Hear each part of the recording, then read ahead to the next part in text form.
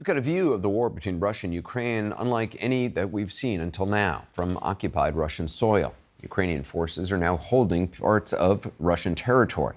President Zelensky says they've taken control of a Russian town about 6 miles across the border. Our Nick Payton-Walsh was able to gain some of the first access to Ukrainian-held Russia today and witness their control over the town and the intensity of the fight. CNN was accompanied by the Ukrainian military, which reviewed the video you're about to see without sound prior to its release for operational security reasons. That said, they had no editorial control over what you're about to see. Here's Nick's report, and we want to warn you, some of what you're about to see is graphic.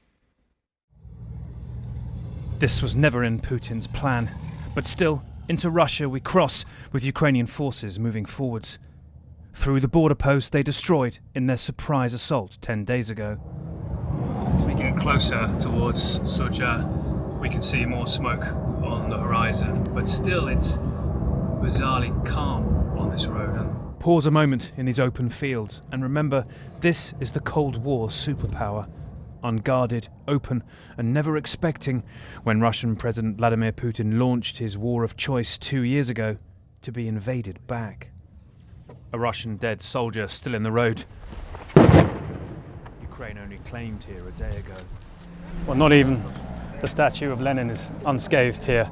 This Ukrainian assault, so persistent, and Russia, despite its sense of history, its sort of past as being so impregnable, completely unable to push the Ukrainians out here.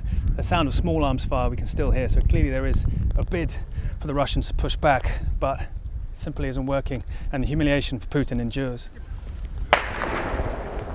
Days ago, locals had honoured their war dead, but none since the Nazis led Russia to face occupation. You can see the damage that's been done to this street here from the intense fight that raged. Still clearly active fighting happening here. A sign. In the basement here live peaceful people, no soldiers. Ina, 68, says 60 civilians are there. Ваши ребята привезли коров много. Еда есть. Just like we've seen in multiple Ukrainian towns